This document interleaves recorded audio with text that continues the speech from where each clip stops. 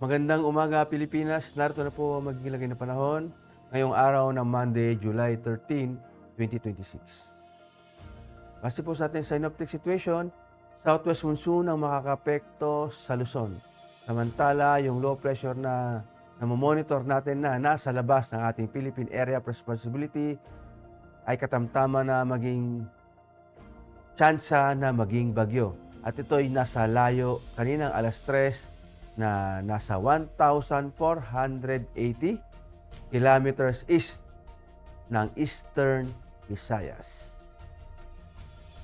At para sa magiging general air forecast ngayong araw sa Metro Manila, Ilocos Region, Cordillera Adjacent Region, Zambales, Bataan, Pampanga, Tarlac, Bulacan, Cavite, Batangas, Mindoro at Palawan ay makakaranas ng maulap na kalangitan na may kalat-kalat na pag-ulan, pagkidlat at pagkulog.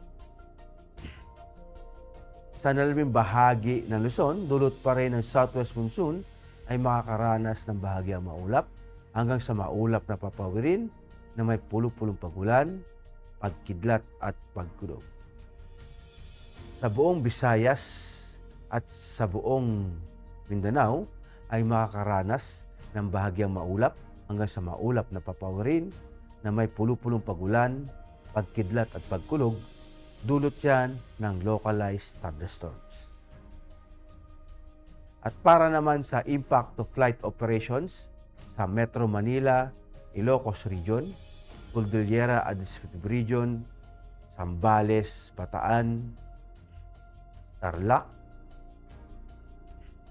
Pampanga, Bulacan, Cavite, Laguna, Batangas, Rizal, Mindoro at Palawan.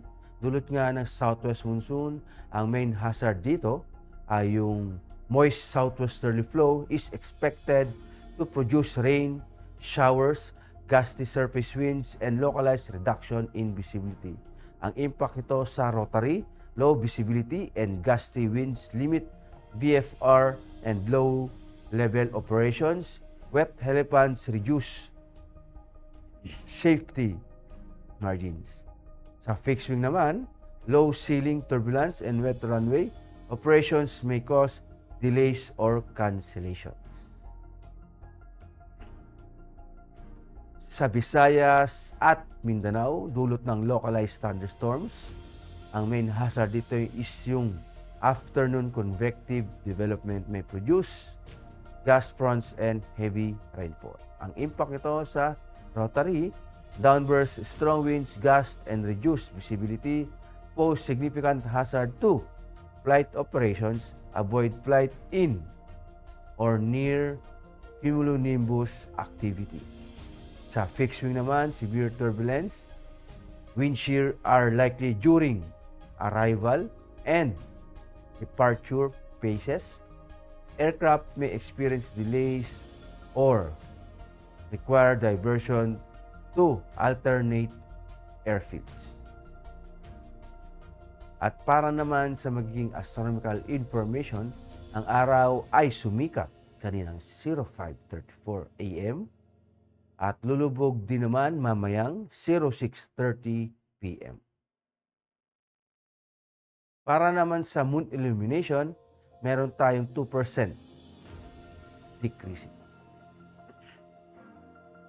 At para nga manatiling updated sa lagay at pagtaya ng panahon, i-follow lamang ang Air Force Weather Center sa mga social media accounts.